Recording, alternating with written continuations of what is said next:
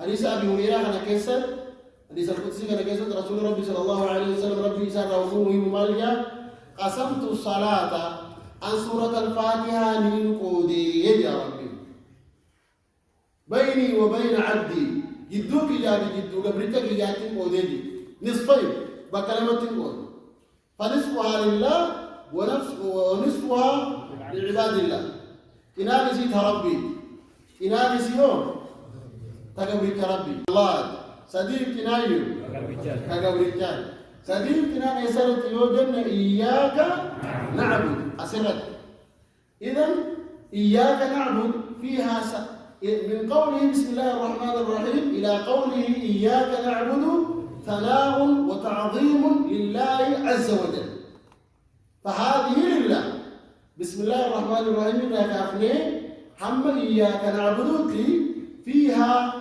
ثناء وتحميد لله عز وجل وتعظيم لربنا تبارك وتعالى فهي لله عز وجل ربي قدس ربي فارسوت واسكيس الدجل إسينا القاسم ربي ومن قوله عز وجل وإياك نستعين وإياك نستعين جدت الرقم إلى آخر السورة فهي لمن؟ للعبد هل قبلت ربي ما لي بي دعاء قبلت ربي إساحي ستخلق فقولك فحينما تقول وإياك نستعين دعاء وطلب للعون من الله عز وجل وإياك نستعين جدت بركة ستي يا رب الورقاري الأمين دعاء ولا لا؟ دعاء وقوله اهدنا الصراط المستقيم صراط الذين أنعمت عليهم غير المغضوب عليهم ولا الضالين دعاء إذن قال الله عز وجل نصفها لي قسمت الصلاة بيني وبين عبدي نصفين صلاة وكان سورة الفاتحة بكلمة كودي فنصفها لي ونصفها لعبدي إنا نسيت هالقبر تربيتي إنا نسيت كخالق قبر كان جدنا كرب العالمين هاتي جد نذير ما قال النبي صلى الله عليه وسلم أكما نمي تقرتي سورة الفاتحة قرودة سورة الفاتحة قرودة من سورة جاء أعرابي إلى النبي صلى الله عليه وسلم قرباء الرباطيات وقرفين يا رسول ربي سورة الفاتحة قرودة النبي ما الجي النبي ربي عليه الصلاة والسلام بقى سورة الفاتحة لا ذكري تنقري ما القري سبحان الله والحمد لله ولا إله إلا الله والله أكبر إسيد نقرأ فقال الرجل للنبي صلى الله عليه وسلم هذا لربي فما لي يا رسول الله تنت ربيتي تيوجي إيه إذا فارم ربيتي هذه تعظيم وتمجيد وتحميد لله عز وجل إسيد ربي فارسنا فما لي فقال النبي صلى الله عليه وسلم قل نعم بكم تقريبا النور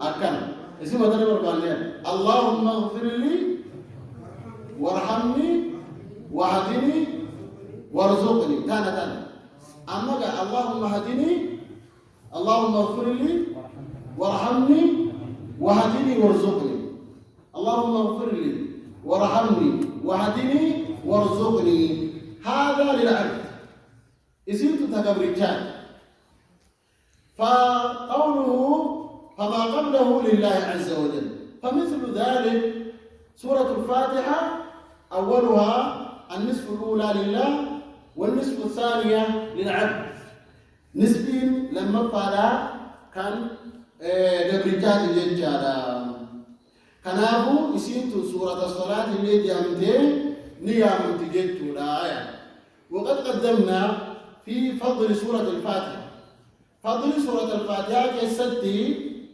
أما أندرك أن تدبر السنين أن في حديث ابن عباس رضي الله عنه مرفوعا عند مسلم وغيره كالنسائي وغيرهما بينما رسول الله صلى الله عليه وسلم جالس ودون بربي داود تجروه عنده جبريل إذ رفع رأسه إلى السماء فقال هذا ملك هذا باب لم فسمع نقيضا فقال هذا باب من السماء قد فتح اليوم لم يفتح قط، وهذا ملك نزل ولم ينزل قط. كل ملائكة أمان درة كان بوين ولا سميخ أمان درة كان بنامين جئ ما جئ ملائكة أبشر بنورين قد أوتيتهما لم يؤتهما نبي قبله. سورة الفاتحة وخواتم سورة البقرة لم تقرأ منهما حرفا إلا ماذا؟ أوتيتهما. وسورة الفاتحة جدت بوان أخير سورة بقرة جدت تنميك النمتا. إذن دعائي نتي سورة الفاتحة كيستي خلقتهني ما لم يجدوا مستجاب. دعائي أخير سورة بقرة كيستي قرأته ما لم مستجاب. ما تجد حديثك عن كيست إرشاد للمسلمين إلى لزوم قراءة هذه السورة ولزوم قراءة خواتم سورة البقرة. جبات أيسيتنا قراءة دعاء سورة وانت سورات الكثير تنيكي بلمتي. ولهذا في الحديث قال الله عز وجل إذا قال العبد الحمد لله رب العالمين يرود بريتجي رب المالجة حمدني عبدي. وإذا قال العبد الرحمن الرحيم أثنى علي عبدي. أثنى علي أي حميدة ثانية. ترى لما فانا فارس الرحمن الرحيم يجب نسرب وفارس بقايدة. الحمد لله رب العالمين يجب نسرب وفارس. الحمد لله رب العالمين وقونا مجدي ربي مالجان قبل تكون فارس. الرحمن الرحيم يروى تجد قبل تيجي يفعلون الرتدي بس لم تتدي بين فارس. مالك يوم الدين وقوي نجي مجدني عبدي قبل تيجي أنا قديس مالك موتي جدتني يا ربي إسات موتي مالك يوم الدين موتي جدتوني إسات قديس وفيساك يلزم منه التمجيد. مالك يوم الدين إسات جدتوني قال رئيس قديس كيف جرى تطبيقنا إياك نعبد وإياك نستعين وقونا متجي ربي المالي هذا بيني وبين عبدي. فقولك إياك نعبد لله وقولك وإياك نستعين للعبد. فقال الله عز وجل هذا بيني إياك نعبد وبين عبدي وإياك نستعين. أكنجد. وإذا قال القارئ اهدنا الصراط المستقيم صراط الذين أنعمت عليهم غير المغضوب عليهم ولا الضالين قال الله عز وجل سألني عبدي ولعبدي ما سأل. وإذا قلت وإياك نستعين سألني عبدي. وإذا قلت اهدنا الصراط المستقيم صراط الذين أنعمت عليهم غير المغضوب عليهم ولا الضالين قال الله عز وجل سألني عبدي ولعبدي ما سأل. مستجاب بك سألني عبدي ولعبدي ماذا؟ ما سأل. نذير قوله صلى الله عليه وسلم لن تقرأ منهما حرفا إلا ماذا؟ أوتيت. وأن سورتين تنجد كنم تملد هفتون جنري كانوا ما قلت بمسألة والفقادتكم سألني عبدي ولعبدي ما سأل.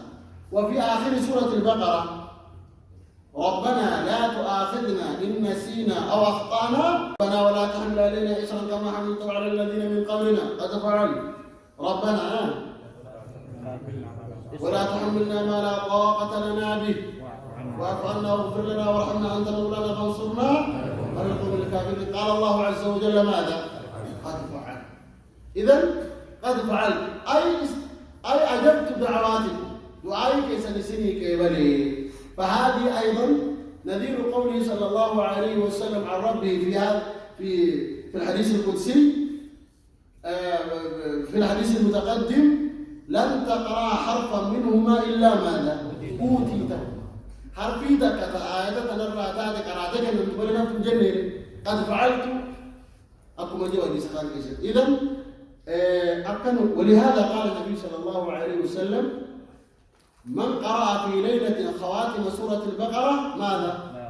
كفتا حمتو هل كان سنيرا تكاو قيام ليل أخيرا سورة بقرة قرأوني إسحاب جيسي ركو هل كان سنيرا إسحاب جيسي في هذا الحديث إرشاد للمسلمين إلى لزوم قراءة خواتم سورة البقرة كل ليلة تفعل كني كسد خاتمة سورة البقرة قرأون نما مسلمات برباتي سادجتو اتأشروا كسد تجرى على كل حال فسورة الفاتحة تسمى سورة الصلاة وما فيها من الدعاء مستجاب دعاء نسي كسد تجربوت مدو نما قبل مجد